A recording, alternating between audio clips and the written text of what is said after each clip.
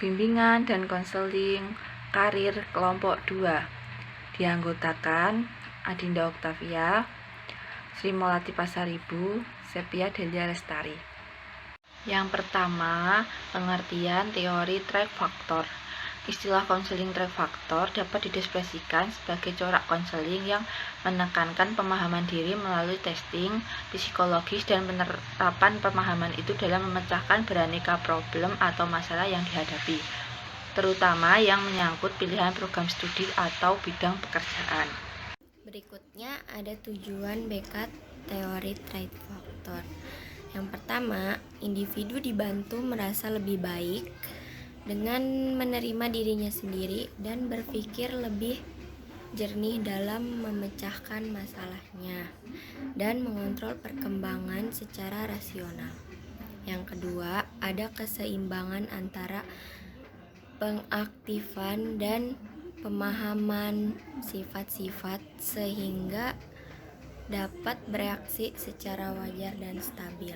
Yang ketiga, ada sifat-sifat subjektif dan kestabilan dalam penilaian diri atau konsep diri kita diperbaiki dengan menggunakan metodenya itu sendiri atau cara ilmiah. Ini aku akan menjelaskan tentang proses konseling pada teori track factor. Yang pertama itu ada analisasi. Terdiri dari pengumpulan informasi dan data mengenai klien. Sebelum konseling dilaksanakan, baik klien maupun konselor harus mempunyai informasi yang dapat dipercaya, valid, dan relevan. Untuk mendiagnosa pembawaan, minat motif, kesehatan jasmani, keseimbangan, emosional, dan sifat-sifat lain yang memudahkan dan atau mempersulit penyesuaian yang memuaskan baik di sekolah maupun dalam pekerjaan. Yang kedua ada sintesis. Sintesis merupakan langkah untuk merangkum dan mengatur data dari hasil analisis sedemikian rupa, sehingga menunjukkan bakat klien, kelemahan serta kekuatannya, penyesuaian diri maupun ketidaksanggupan penyesuaian diri. Dan yang ketiga ada diagnosis. Sebenarnya diagnosis ini merupakan langkah pertama dalam bimbingan dan hendaknya dapat menemukan ketetapan dan pola yang menuju kepada permasalahan, sebab-sebabnya serta sifat-sifat klien yang berarti dan relevan yang berpengaruh kepada proses penyesuaian diri. Kedua, menentukan sebab-sebab yang mencakup pencaharian hubungan antara masa lalu, masa kini, dan masa depan yang dapat menerangkan sebab-sebab gejala. Ketiga, prognosis, yang sebenarnya terkandung di dalam agnosis. Misalnya diagnosis kurang cerdas, prognosisnya menjadi kurang cerdas untuk pekerjaan, sekolah yang sulit, sehingga mungkin sekali gagal kalau ingin belajar menjadi dokter. Kalau klien belum sanggup berbuat demikian, maka konselor bertanggung jawab dan membantu klien untuk mencapai tingkat pengambilan tanggung jawab untuk dirinya sendiri, yang berarti dia mampu dan mengerti secara logis, tetapi secara emosional belum mau menerima. Setelah kita membahas tentang analisasi, sintesis, diagnosis, maka yang keempat kita akan membahas tentang konseling. Konseling merupakan hubungan membantu klien untuk menemukan sumber diri sendiri maupun sumber di luar dirinya, baik di lembaga maupun sekolah dan masyarakat dalam upaya mencapai perkembangan dan penyesuaian optimal sesuai dengan kemampuannya. Dan yang kelima ada tindak lanjut, mencakup bantuan dari klien dalam menghadapi masalah baru dengan meningkatnya kepada masalah sumbernya, sehingga menjamin keberhasilan konseling. Dan di sini teknik yang digunakan konselor harus disesuaikan dengan individualis klien, mengingat bahwa setiap individu untuk sifatnya sehingga tidak ada teknik yang baku yang berlaku untuk semua.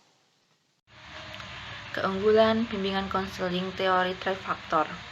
Yang pertama, konseling mendapatkan data yang akurat atau file tentang dirinya, yang diperoleh melalui tes dan non-tes yang dikerjakan oleh konselor secara ilmiah. Yang kedua, konseling mendapatkan berbagai informasi dunia kerja dan berbagai persyaratan yang mesti dimiliki untuk dimasuki dunia kerja tersebut. Yang ketiga, konseling mendapatkan berbagai tawaran terhadap pilihan pekerjaan, kepuasan karir, dan solusi terhadap berbagai persoalan yang dihadapi.